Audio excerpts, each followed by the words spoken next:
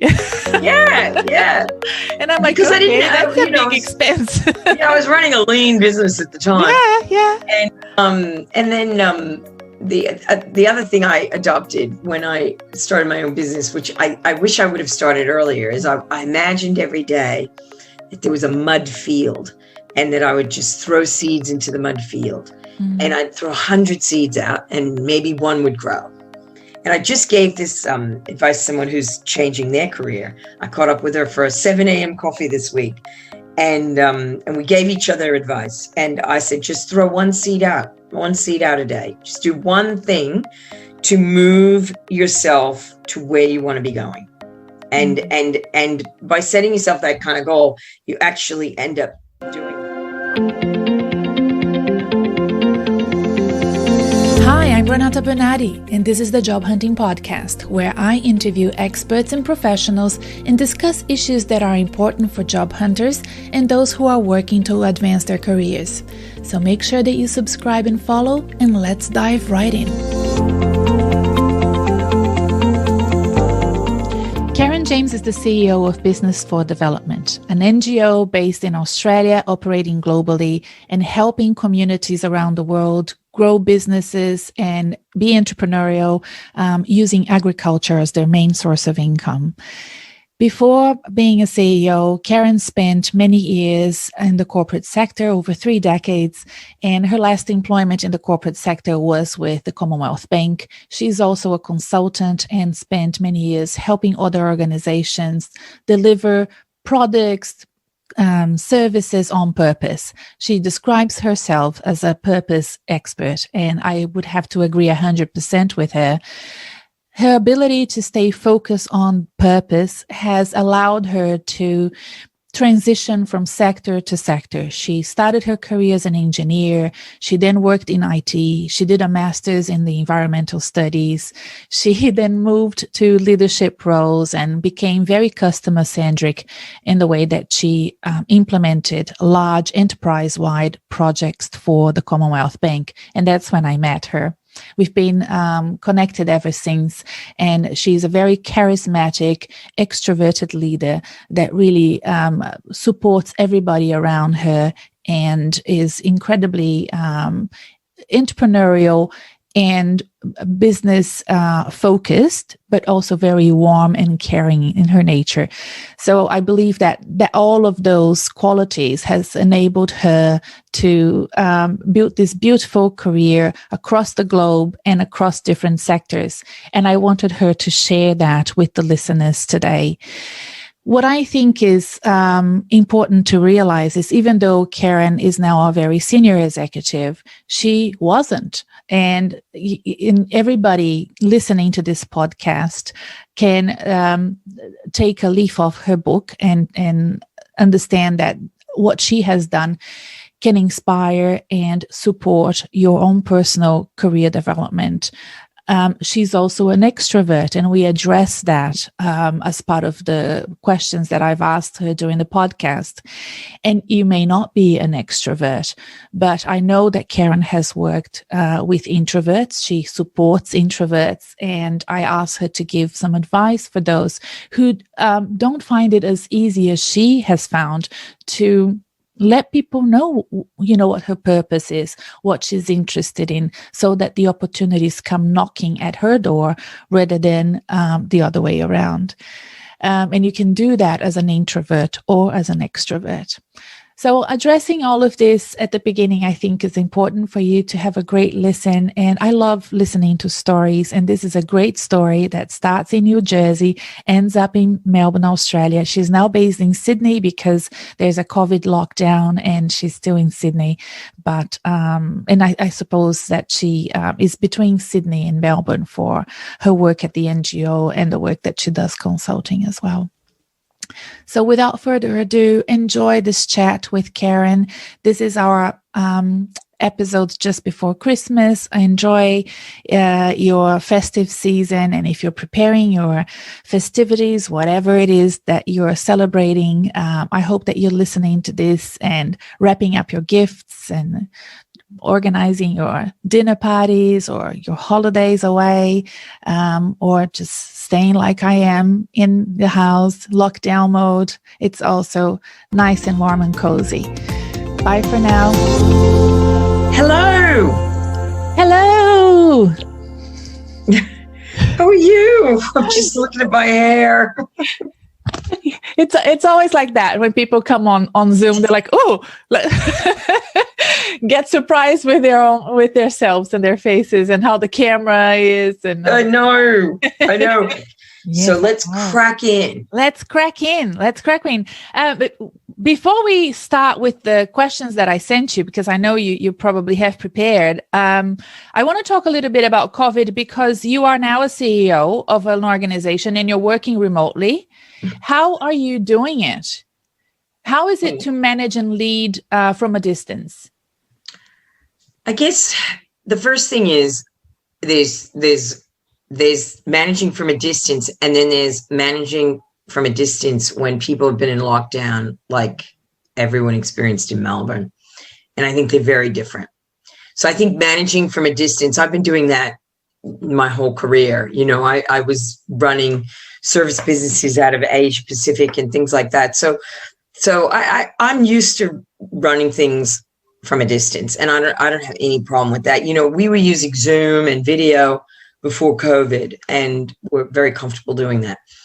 But managing people in lockdown is difficult because everyone is tired and stressed, and it's like a whole new thing. And that was, you know, you could do as many things as you like. You know, we did a lot of fun things. We sent, you know, I sent gifts, and we you know, did lots of different things. We had a day where everybody gets online, buys their kids a gift, you know, and we had carers days, and we had lockdown long weekend when Melbourne was released. We did all sorts of fun things, but, you know, the strain of that was challenging. Okay. And, you know, my job is to look after people, but I also have to look after keeping the organization going as well. And it was, yeah. And you just got to always be trying to walk in everyone else's shoes. Yeah. You know, I've been in Sydney, not by design, really. It was accidental. I drove back just to drop my daughters back to Sydney because we had like a workation in Melbourne. And then, you know, the numbers of COVID started to go up, and I thought, oh, I'll just wait. And, you know, I was seeing the client here anyway. And, you know, and I had no intention of being here for that long. I didn't even barely pack any clothes. Like everything I've worn since June, I've had to pretty much, you know, like a lot of new things, my new toy. And so it's been like, yes. So I asked this because so many senior executives are in between jobs, and when they go back to work, it will be different. It will be different for them. So it's important for them to have this intelligence of somebody who has been doing it whilst they are looking for work, so that they come back into the workforce and hit the ground running. It's such a good distinction because it will be different, because a lot of people are not interested in going back to the office. And a lot of people have been like, you know, I can do I can operate a different way. Introverts are terrified because they've really enjoyed this, and you've got to consider this 100%. And extroverts, how do you keep them focused? Because once they're let out, they're going to be like, you know. My husband was climbing the walls. There was a point that I was worried for him that he wasn't going to be able to cope anymore. I had like a small family Thanksgiving here in Sydney on the weekend. Yes. Happy Thanksgiving, by the way. Yeah, thanks. And so I had a lot of social interaction. And Monday at work was very difficult for me.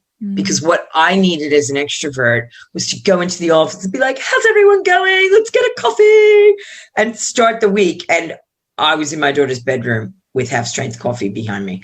And I found Monday really difficult. I had to manage myself, and I had to let everybody know that I was struggling. And I had to give them the background why, and say, this is why. I also have a friend who's in hospital that is very sick. I had to tell everybody, be transparent, because otherwise they were vibing off me that I was like not happy to be at work on a Monday, when it was the reverse. What I really wanted to be was at work on Monday, and I'm like still here in the half-strength coffee room. So let's talk about your career and how you got to where you are today. I love to hear career stories, and I know a little bit about yours, but my listeners don't. So where do you want to start? I mean, clearly you're an American in Australia. Yes. So that's the story. Yeah. Well, I think it's always good to start from the beginning. And one of the things that getting older gives you is the ability to look back and almost look at your life like a timeline, and look at those milestones that made you go in a different direction and kind of reflect on what was it that catalyzed that change or that decision. Was it accidental? Was it circumstantial? Was it intentional? And I think that that's been one of probably the most fascinating things that I've been able to do in my 50s. You get that really cool lens back. And so I originally studied engineering with the sole purpose to be able to support my mother financially. That was it. And I knew I was good in math and science. I liked fixing things. Nobody had ever gone to uni in my family. I was a bit on my own making them. Thinking, talk to a guidance counselor. And, he's like, maybe you should go into engineering. I'm like, that sounds like a good idea. And so, that was that. And then what I discovered was being in a lab really wasn't, and being in an engineering environment wasn't really for my personality. But what I really liked was working with customers and solving their problems. I became very customer centric, and I had a great opportunity at a very young age, at 23, to be able to work overseas in England. And at the time, like people do that all the time now, but at the time, this girl from New Jersey whose parents never went to uni, being able to work overseas, it was like, wow. What an experience. And that opportunity was catalyzed by my decision to leave the organization I was working for, because I was working for a very sexist boss. And I just got to the point where I'm like, I'll do my time, so to speak, but then I'm moving on. And I had been offered a role in Manhattan, working for a company there at a very good salary, which is something that, it's like, that's what in the 80s, that's what you dreamed of, working in Manhattan. Yeah. And so I'm like a natural networker. I don't do it for gain or any purpose. I just like, particularly working with women. You're the best out there that I know of. it's just, and it's really because I like to help women. It's not for any other. So I was 21 and I joined this company, and it was all men, and I met 2 women. One was 30, one was 40. I never thought about their titles, and we decided to have drinks once a month, And so I went for drinks and said, I'm leaving, and this is why. And they're like, oh, we don't want to lose you. I'm like, it's too late. I've signed the contract. And Gloria, who was the head of marketing, couldn't believe there were nudie pictures in the factory. And, that my boss had a poster of Lonnie Anderson on the back of his door. And the next day, all hell broke loose. And the vice president was taking things down worldwide, posters down, coffee mugs out, all because of me.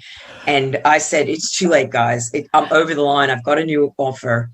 And they're like, we don't want to lose you. And I wasn't lodging a complaint or anything. And then, Drew Kelton, who ironically is in Australia, interviewed me and said, well, do you want to come work in England? And I was like, well, when does that get to happen? And my mom's like, you can always come back, go for it.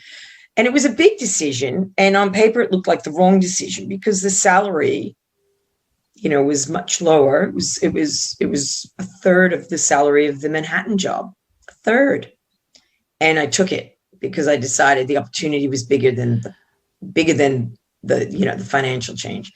And that was probably one of the most important career decisions I've ever made, and we had this really incredible roles. We were the international division for the whole company.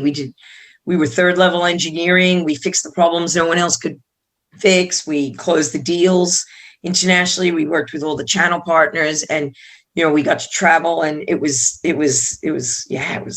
unbelievable, And then my visa was running out, and Drew moved to Australia, and he asked me to come do some work here, and then ended up offering me a role because we won a really big network deal for the Bureau of Meteorology and DFAT.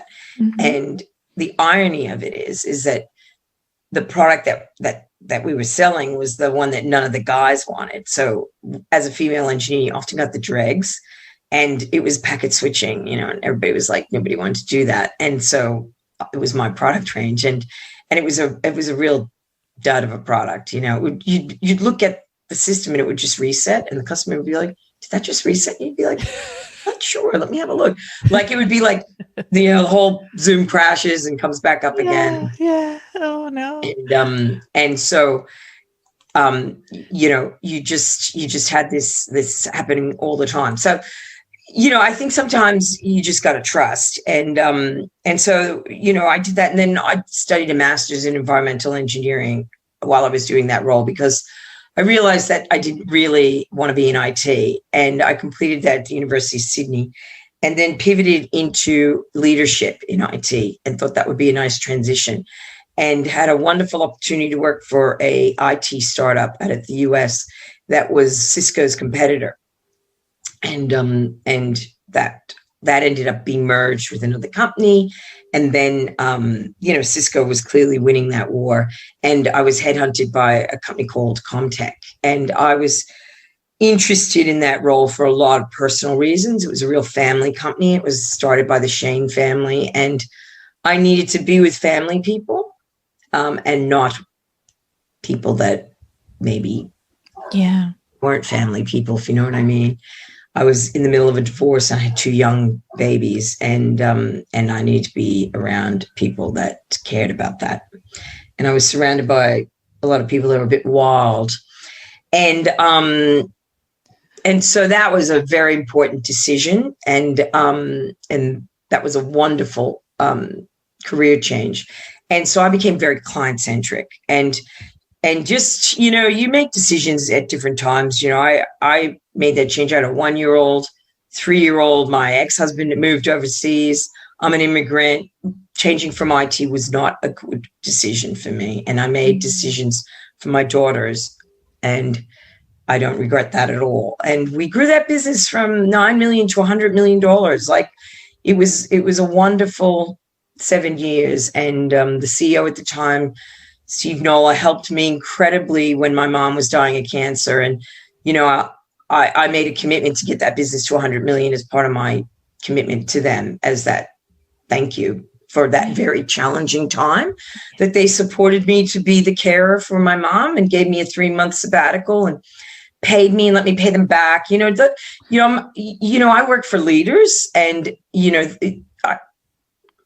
I'll never forget that period, because I couldn't have had better leadership and support. I completely agree. And I think that it's very important for us to go back and thank people that have helped us in our 100%. Careers. And I have had similar occasions where I was so grateful to be working for great people that supported me when I needed support. Yeah. It's so good. Yeah. And it makes a complete difference in your lifestyle, your personal well-being, if you can count on your colleagues and your leaders, isn't it? 100%. Yes. Equality happens for everybody when leaders make great decisions. And so, and then, I ended up calling a client to just have a chat about, careers. And they ended up offering me a role. Another great leader, Michael Blumfield, who, was one of the key founders of ComSec. And I worked with him at ComBank. And I went to ComBank because he was looking for someone to help him drive change, drive a better customer service culture. And from that grew an opportunity to do a lot of community programs. Again, another great leader, Simon Brewis Weston. And him and Michael gave me the opportunity to do my job, which was strategy, ops, hardcore banking execution. Well, at the same time, I had the opportunity to do community-based programs. And, we founded Women in Focus from that. We founded Indigenous Microfinance. We had a portfolio of over 40 clients. And we did a huge amount for not-for-profits. And, that was a wonderful period. I always call it my accidental banking years, because I made a commitment. I always commit that if somebody says, will you do this? I say, yep. And I tell them what I'll commit to. And I never go back on that. So I committed to Michael and B that I'd stay for 3 years. And a lot happened in those 3 years. And he ended up leaving and Simon came in. And I said, Simon, I'll commit till you're onboarded. And then, I stayed for 7 years because, the work we did with the Hunger Project to drive cultural change and the business banking division was incredible. And that program lasted for 7 years. It outlasted Simon. It outlasted me, as did Women in Focus. And when you build stuff and you walk away and it goes without you, it was something that was meant to last. So that legacy is so great to see, isn't it? Yeah. When you walk away from a job and you leave a legacy behind that remains, and also that invites you back, because that's how we met. We met when I was the CEO of a foundation that was very well supported by the Commonwealth Bank, and our key partner there was Kelly by Rosemary, and I think my chair at the time and Kelly were very close because of that partnership that we had with the CBA for the foundation. And Gillian, my chair, called and said, I think the CBA will invite you for something. You have to say yes, whatever I don't know exactly what it is, but you have to say yes. And then my CBA contacting Melbourne said, we are inviting you to come to this conference up in Queensland. I think it was Noosa. It was Noosa the first time, wasn't it, that I went? And I had no idea what was coming. I remember stopping in Brisbane along the way and having a catch up with a few friends from GFED. I'm like, I'm going for this weekend away. I have no idea what to expect. And it really transformed my life. It was a big milestone for me. Oh, that makes me really happy. And I told you, I think the next time I attended, because, it's a blessing to go twice. It's really, it's not easy. Yeah. I reached out to you and I, thanked you. Yes. I remember it. Yeah, we hadn't met the first time because there are hundreds of women, and it's such a overwhelming feeling, and it's so much to absorb. I felt like a sponge. I felt like I was a dry sponge, and I came back all nurtured, and it was so cool. And then the next time I came to you and said, "I just love this. Thanks for doing this. Thanks for your book. Thanks for everything." So, it's a pleasure. It makes me very happy to see the longevity of the relationships and connections that were inspired by Women in Focus. And, Kelly catalyzed it as well. She supported it through the entire time at CommBank, and that was really critical. For those listening, she's now the CEO at Optus, by the way. That's right. Right. And, it started out as a product idea and it moved to community. And that was a very important shift because I think the reason why it became a community and so many women have retained such strong connections and such positive brand recognition of CommBank at that time and now is because, it wasn't about selling superannuation. It was about connecting people and inspiring them and informing them and leveraging the resources of the bank to offer something to the community. So it's easy. Can I ask you a question about all of these transitions that you've made? What do you think were your key strengths that allowed you to make all of those sector transitions and professional big changes, really, to move from engineering to IT and sectors, a master in environmental science, and then move to a more of a customer-centric leadership role in a bank. What was the thread, the golden thread that linked everything? This is important in the context of a lot of senior leaders and people changing sectors at the moment, right? Yeah. I think I've got to finish the story because the answer comes from the end. So I made a decision that, it's easy to stay at a place like CommBank. It's comfortable. It's very comfortable. I mean, I don't know if it's so comfortable, but it's comfortable. And it was important for me to leave and to take, some time to think about what to do next. And so I took what I described as my late mat leave and took 3 months clear off And that was when my youngest daughter was going through HSC. And that was a smart decision, and wrote my book at that time very quickly. And then really, aren't you supposed, thank you. And then I ran my own business, which was very challenging and, very rewarding. And now I'm the CEO of a non-for-profit called Business for Development. Got a spruik where I'm at. And Business for Development is actually the hardest work I've done, because we deliver programs on the ground, and we're in the middle of a pandemic, and we're trying to get 30,000 vines up there from Goroka to the top of the highlands in Papua New Guinea. That's what we achieved over the weekend, planted. Oh my goodness. And it's like, and so I think you've got to back yourself. You've got to believe in yourself, and you've got to have that courage to step off the platform into the abyss. And it may seem like that's easy, but it's not. It's not for me, because I've worked with 7 entrepreneurs, and have been for a few years now. And one of them is Melissa Brown, and she is an author and a public speaker, and she runs a couple of her own businesses. And she asked me what my money story was. And I never thought about this. Like, what are you talking about, my money story? And she asked me questions like you are, like, what are the stories? And just this conversation has had such a profound impact on my career choices, because my mom used to say, you got to make sure you don't end up in the poorhouse. And when Melissa was asking me about my money story, I was like, where is the poorhouse? Like, is it a place you knock on the door? Let me in. I'm coming to join the poorhouse.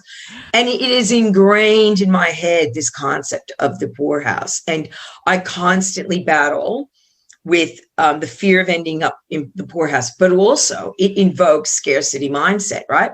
Yeah. So, I'm like, we had our board meeting yesterday, and all I kept saying to myself was, don't think scarcity mindset. Don't think we don't have enough resources to do this. You got to battle the mindsets that are implanted. And so it's about saying, okay, I know this is in the way of me stepping off this platform or this ledge, but I'm going to do it anyway.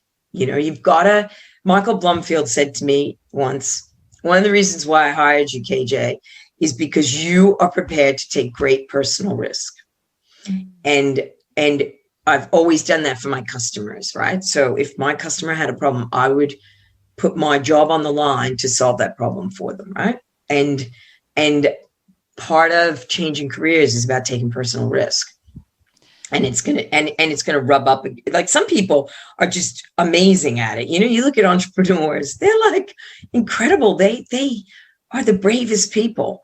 But I'm sure they have stuff they're battling as well. You just don't see it. Yeah. So I think. Do you think that you fought against this concept of the scarcity house? Because leaving CommBank, as an example, is a very risky move. If yes. you were really following your mother's advice. Oh, I would have never left. Yes. Okay. I would have. One of the guys I worked for in the past, he's like, KJ, you've been running a marathon as a single mom, and you've got 4K left to go. Don't leave the bank. Yes. He's like, stay. I said, I just, it's time for a change. I mean, I went for, 3 years. I'm at 7, so. Yeah, definitely. Do you think what drives your change is a sense that you have more to give and you have more to share, and you get, I wouldn't say bored, because I can't think of you ever bored. You need more challenge for your personal development. So what was happening was I was thinking, I'm not doing enough for that things that I believe are important. I'm not doing enough. I'm not like eating my own drinking my own champagne. I've been advised eating my own dog food is a good expression by 150 women at a conference. Drinking my own champagne and living my life on purpose. So I would be like, at the end of my day thinking, what have I really done for the environment or this? And so I had to get on purpose. And I had a wonderful opportunity to do that at CommBank. But what ended up happening is that my role in strategy and ops got bigger, and my time in my community programs got smaller. And, like one of my responsibilities was the SAP migration for corporate financial services. It's a $1.8 billion of profit to the bottom line. And I had to lead that. And, real-time banking, that was not an easy scope of work. And that took a lot of my time. So, I was spending less time in things like the community business finance and women in focus, and a lot of time making sure that the ERP system integration was working. And so, it was just time, right, for me to step off. But it was absolutely catalyzed by my commitment to live life on purpose. And I've been working extremely hard through COVID. Very hard. Like I think this is one of the hardest times I've worked since probably, I don't know, maybe writing the book and maybe being and what catalyzes me is the work we're doing, because at Business for Development, I can wake up every morning and be like, okay, I know this is good work. I know, when I received the photos over the weekend from our lead in Papua New Guinea, Noel Kuman, it made my day. Yeah, it was, to see, 30,000 vines being planted and 2,000 kilos of tubers being planted is incredible. And you can't underestimate the joy that brings. And that wasn't easy. Just a side note, this is Noel. I'll send you these pictures. We loaded everything on the truck. And I don't know if you know about Papua New Guinea, but it's the terrain is insane. And he had to get from Goroka to the top of the highlands, and he couldn't get the truck up the hill. Yeah. And he had to unload the truck and find 2 more trucks and start all over again. I can imagine it's like some of the parts where my father was brought up in the Amazon, like really rough terrain. Yeah. There's a story in the Amazon of a train track that they tried to build for like 2 decades, and they would build it and it would disappear in the rain. Yeah. Just spend a week without building it, and then things will just grow over it. So anyway. Yeah, same thing. But tell me this, with all of these career changes, sector changes, country changes, looking back, what have you learned that you can impart for others that are now considering making these moves? Would you do anything differently, or was something that you've done that really surprised you that you think is a good advice for somebody that's now considering a sector change, for example? Yeah. I think you have to be prepared to do work outside of your day job to make these changes, right? Like people say, oh, how did that happen? B4D is a perfect example, right? So I was running my own business, and I was invited to participate in a comedy debate, a comedic debate to launch Muhammad Yunus's latest book, A World of Three Zeros, right? And I was like, like everyone who knew me is like, you've never done that. I'm like, I know, but my strategy is to say yes. It's my own business. I'm saying yes to everything. And we did this with Kat Dunn, who was running the Grameen Foundation at the time. And then Professor Muhammad Yunus invited us to do it in India. Just for the listeners, I'm going to put the link below so that he's a microfinancing guru and well-known. Is he an economist? Yeah, I'll put a link below. Yeah, and like when does that happen? So he invites me to go to India, and I'm like, oh my god! And everybody's like, are you going to go? Are you really going to do that? And it was all funded out of my own money. I mean, he didn't fund us, so not for profit. And so it costs a lot of money. Like, it would be 2 weeks out of my own business, plus airfare, plus hotel. Like, I don't know what that all adds up to. It was not trivial. And it, hands down, best decision I ever made, because, I shared a room with Kat, and we're like, oh, what do you think? And I'm like, I really miss leadership. And she sent me the link to B4D and say, oh, this sounds like the kind of thing you would be interested in. It was exactly what I was interested in. And, I just gave this advice to my daughter's friend who's she's in a role she doesn't like. And I said, well, you got to do things that you like to do outside of what you're currently doing, and do that outside of it, and be prepared to give and to let people know. I remember you had told me that you were missing leadership. Yeah. And I came back to Melbourne from wherever we were talking about this. And, I kept you top of mind. Yes. Like, if you tell people that you are ready for a change and that you're looking for a role, then people know of you and they will come to you with ideas and opportunities. Yeah. And get involved in things. And that sounds easy, but you just get started. Didn't I introduce you to some headhunters? I did. I came back to Melbourne. Yeah. And I thought, I think she needs to meet, X, Y, and Z. And I emailed you. And I think right after that, I went to India. Yes, that's right. I think that was the timing. I know, because you told me it was out of your own pocket. Yeah. And I'm like, because I didn't have, that's a big expense. I was running a lean business at the time. Yeah. And then the other thing I adopted when I started my own business, which I wish I would have started earlier, is I imagined every day that there was a mud field and that I would just throw seeds into the mud field. Mm-hmm. And I'd throw 100 seeds out and maybe one would grow. And I just gave this advice to someone who's changing their career. I caught up with her for a 7 a.m. coffee this week. And we gave each other advice. And I said, just throw one seed out a day. Just do one thing to move yourself to where you want to be going. And by setting yourself that kind of goal, you actually end up doing that, So when I was running my business, if I was delivering services for a client, I would still find time somewhere in the day to throw those seeds out. Karen, you were applying for a job in a not-for-profit. You had worked bridging the divide between a bank and foundations and not-for-profits when you were at the Commonwealth Bank, but you had never worked in the nonprofit world.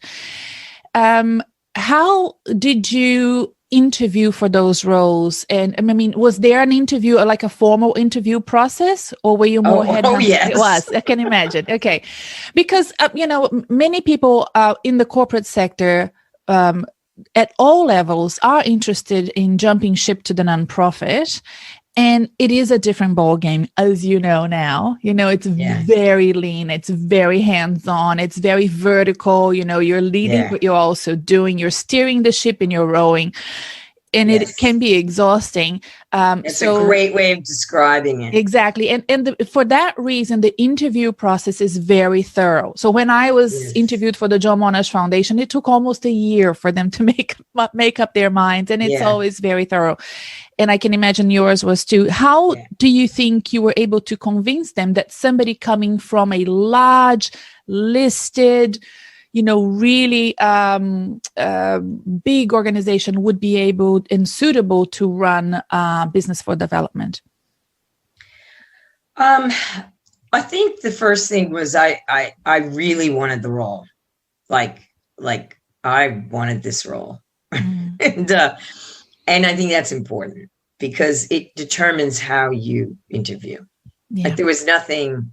Your body language, what comes out of your mouth, the way that you interact. The preparation, the proactive actions, the follow-up calls, the everything. And one of the things I haven't mentioned yet is I think it's really important to have people in your corner in your personal life. Like I have been very lucky that I have very good friends. Like I have good friends. And like my best friend, Vicky, is like my person, if she, we talk almost every day and, having people in your corner. My friend Maisie is like me, single, same age group, and we mentor each other for our careers. It's important to have people in your corner. Are they also corporate women? Vicky ran her own business, sold it to Ogilvy years ago, and has been doing not-for-profit pro bono work, and is on the board of MICA. And so I don't think she'd ever call herself corporate. No, she's an entrepreneur. But you have where Maisie's corporate. Yeah. What I think is important for professionals at all levels, whatever level they are in their careers, they are recent graduates or they're senior, is that network of colleagues 100%. That have a similar interests and mindsets, and if they don't get a coach to support you until you build that network. Yeah. But for example, I have friends and colleagues and clients that they are the corporate senior exec, and their husband or wife has a retail shop, or is a beautician, or is a teacher, or is a tradie, or a builder. So the two worlds, it's beautiful yin yang, but when you're going through an interview process, it's quite hard for that to support you, in the sense that it's completely different ways of interacting with your future employer or client or whatever. Yeah, you need experienced people. I've been very blessed that I've had an incredible mentor in Wendy McCarthy. I mean, if I could not complete the podcast without mentioning Wendy, she's unbelievable. She's never given me any experience sharing or advice that hasn't been spot on. And ironically, like, I don't want to sound like I'm name dropping, but these people shared incredible ideas and thoughts with me, and they made a difference, and I think, being able to find good people is really important. So I just coincidentally had a dinner with Ronnie Khan the night before I was flying to Melbourne for my last interview. And I shared with her my worries, and she's like, well, just call it at the start, call it. And so at the start of the interview, the last interview, I called what I saw as the elephant in the room. Which was? With the board. You can't say, that's okay. I thought maybe it was something to do with your background, because I think, as a career coach, I often tell people that if there is something that you think that's playing in your the selection panel's mind about yourself, some people think it's their age, some people think it's their lack of experience in the background, in the sector. Yeah. Well, address it as part of your pitch. It wasn't about me. It was about what I thought they might be thinking. Mm-hmm. And it was perhaps unfair of me to think they may be thinking that, right? It was presumptuous. Yes. But and so that was bold, because if they weren't thinking that, then I could have come across as, but I raised it in a way where it was, and I'm really glad I did it. Yeah. Really, you should always do that, and come clean about whatever objections people may have about you. Yeah, like, I'm wondering if you're thinking. Yes. And if you are, let me explain why that's not going to be a challenge for me in this role. That's how I addressed it. I'm wondering if you're thinking, but I was. So we're back. She answered the knock on the door, and I was going to say, I'm going to add this page to the blog. Oh, yes. The one with the dipshit at the bottom. I love this page so much. The blind spot, the dipshit, and then it goes up after that. After you recognize that you have those blind spots. Yes. And then you can address them. You hit the rock bottom. That's your blind spot. That's, going to now enable you knowing it and addressing it. And that's what your network does for you as well, is have that perspective of looking at you from a different angle, identifying your strengths, identifying what you're good at, and identifying, what you can do better. Yeah. So and literally, literally asking people to be your cheerleader. I remember when Wiley offered me the book deal.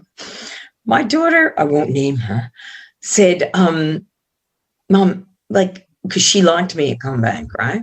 That was good for her. Mm. And I said, no, this is going to change. And she said, you don't know how to do this. And I'm like, well, if you're not going to believe in me, leave the room.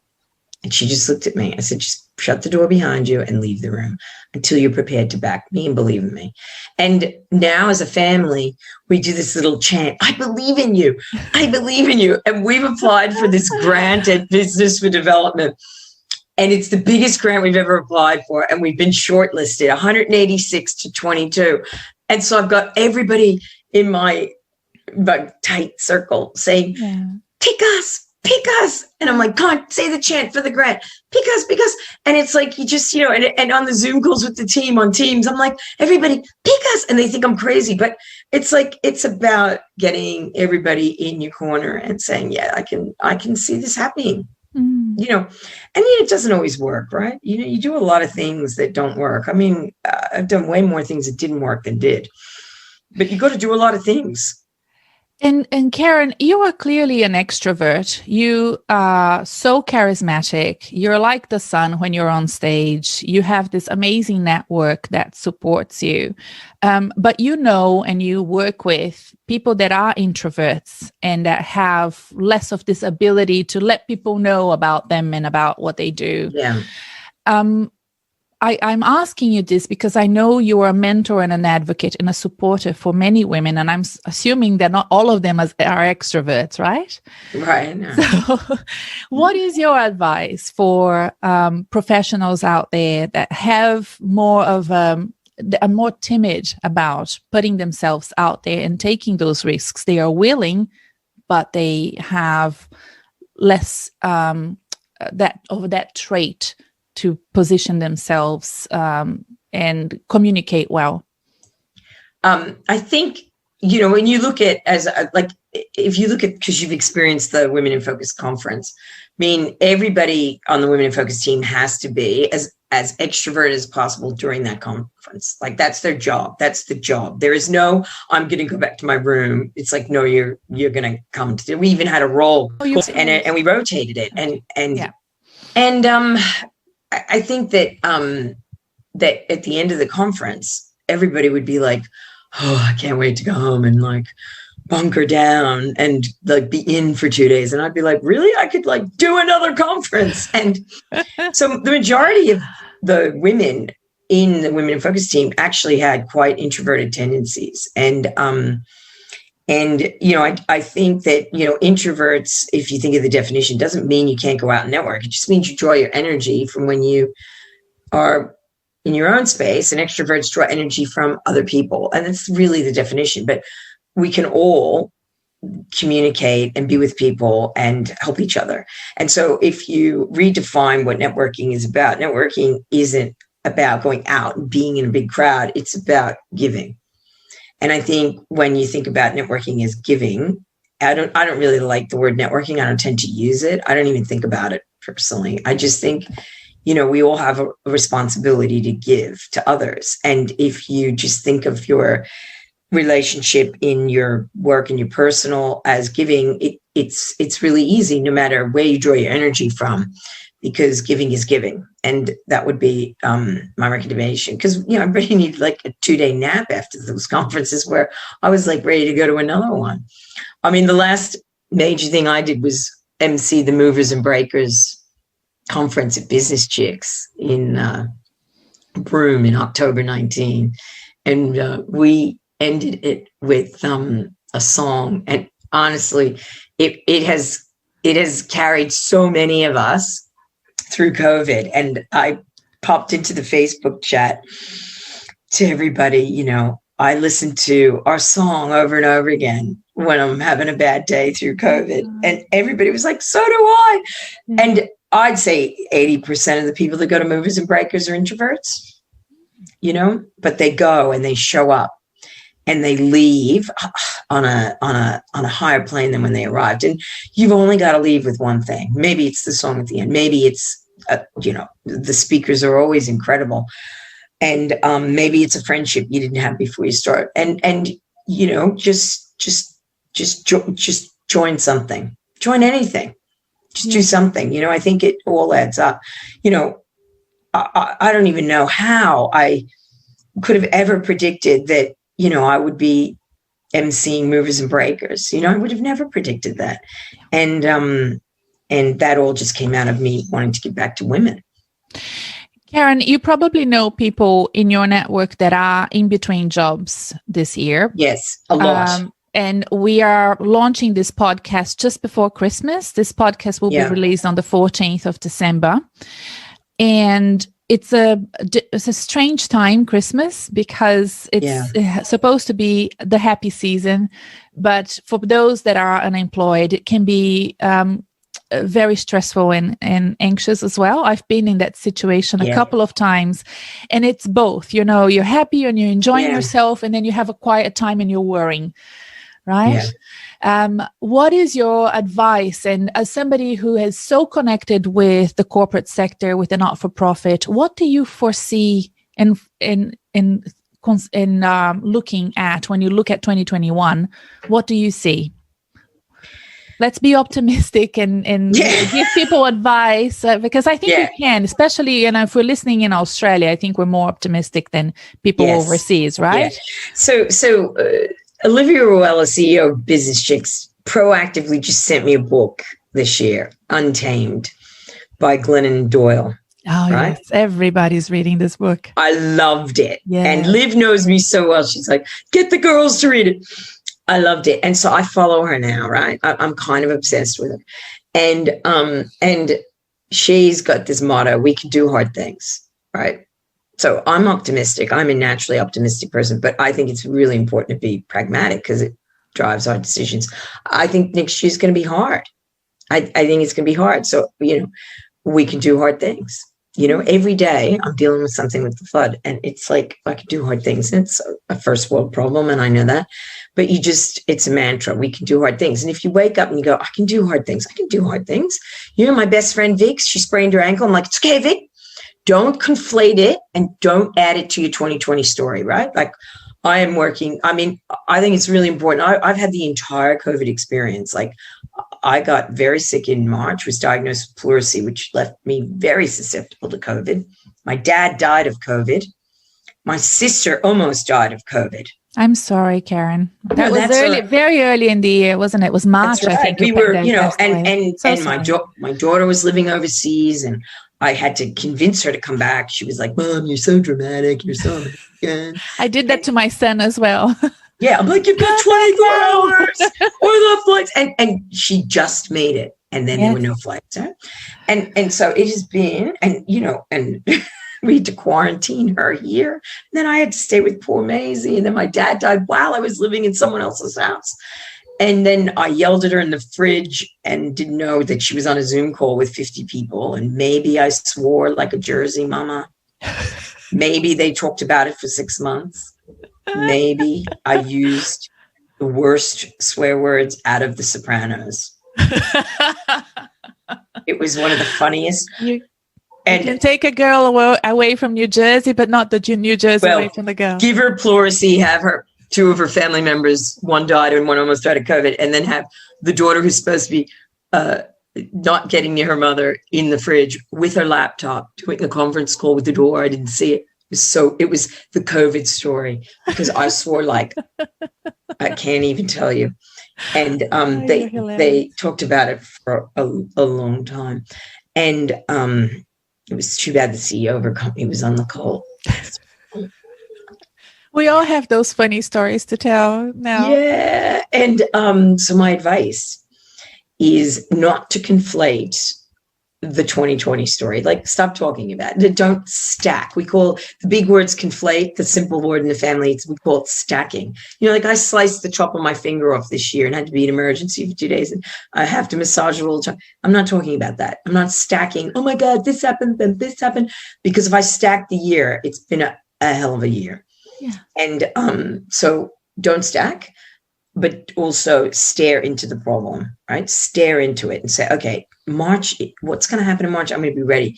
So stash the cash, be conservative financially, and hit everything hard, because you can do hard things. Yes. Well said. Excellent. Thank you so much for joining me. It's been a pleasure having you. I can't wait to see you when you're back in Melbourne. We're going to have a beer. Yes, for sure. For sure. And I'm going to send you these photos, because I really, really want one of the outcomes of this podcast to celebrate the work of Business for Development, because I cannot tell you how difficult it was to build the team in PNG, have everyone quarantine and get them into the Highlands and achieve this. And the timing's perfect. So I want to celebrate the guys on the ground in PNG, Noelle and Isidore and Wayne, because it has been primarily Noelle and Isidore, just incredible. Yeah. Amazing. Notwithstanding the entire B4D team in Kenya and in Melbourne, and the team in Melbourne for continuing to deliver our incredibly hard programs in lockdown. Do you want to tell the listeners a little bit about Business for Development? Because you actually didn't tell them what it actually does. Yeah, exactly. So how about that? Yeah, that's good. Thank you. Self-promotion. I've got to get better at it. So Business for Development, we're not for profit, but we use business principles to solve the complex problems around rural poverty and in particular smallholder farmers. Smallholder farmers are farmers. There's about 1 billion people that live off of smallholder farming. It's between 1 and 2 hectares, and most smallholder farmers are living in a subsistent under $3 a day life. So we work to provide them with the best agricultural inputs and solutions, smart climate change solutions. We have a team of agronomists. Agronomists are people who understand how to make things grow. We work with communities to find out what they want to grow, and then we connect them and create markets for them to be able to actually, one, get out of food security, but most importantly, build businesses, building enterprises. And we work in East Africa and we work in Asia. And we partner with business and government, and we use cross-sector partnerships so that we're not just waiting on funding. We achieved our tax deductibility status in January. So we can now take donations. You can just hop on the website. And now we're applying for grants, which we haven't been able to do in the past because we didn't have that status. And I'd like to thank the partners that have been supporting us through this time, because the easiest thing to do is to cut these kind of programs. And organizations like Base Titanium, Oil Search, St. Barbara, Cotton On Group, ACER, the Australian Centre for International Agriculture and Research. A lot of people don't know ACER. They are amazing. And just thank them for their support.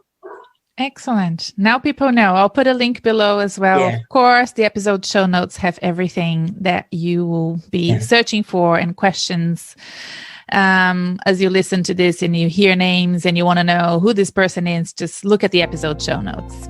Yeah, and thank you so much for the invitation. Thank you, Karen. See you soon. See you soon. Ciao. I hope you enjoyed this podcast. And remember that if you decide to continue to job search over the Christmas time, we have the workshop now on demand that you can listen to. It's the Optimized Job Search 2-part workshop that you can now download and listen and have the schedule that you need to ensure that you don't lose the momentum and you continue your job search. We will be here with weekly podcasts to support you. I have my weekly newsletters to support you, and we are here for you. So keep in touch, subscribe to the newsletter and to the podcast, go to the workshop and download the schedule so that you can keep the momentum and don't stop. If you need a job, we're here for you. Bye for now.